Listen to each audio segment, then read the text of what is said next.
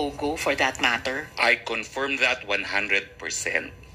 And the reason po is, dala-dala ko po ngayon ng mga dokumento. Alam niyo po, ang attorney-client relations, kinakailangan po yan magkasundo ang partido. Because it is the highest fiduciary relationship.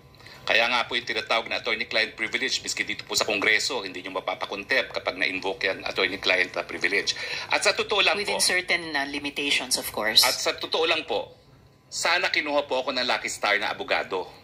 Bakit po? Dahil yung raid sa PORAC, unconstitutional po yan.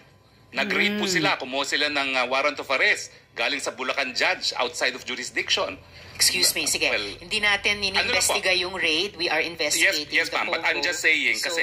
please just make your answer pagbilis to lang this po. short. Kasi Yes. it was actually just a yes or no Ma'am, question. but ma'am, let us be fair because you have been insinuating I am a lawyer for Lucky South.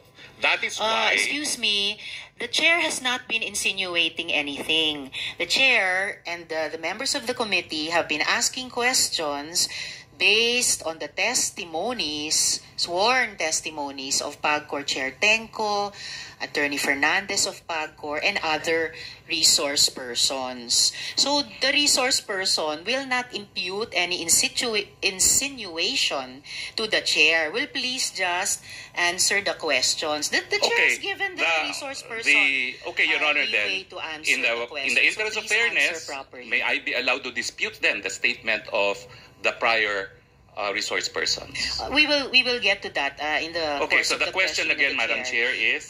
do you maintain na hindi kayo abogado ng Lucky South 99 or any POGO for that matter? I maintain as an officer of the courts and under oath before the Senate of the Republic of the Philippines that I have never acted as legal counsel for Lucky South 99 or for any other POGO. All right.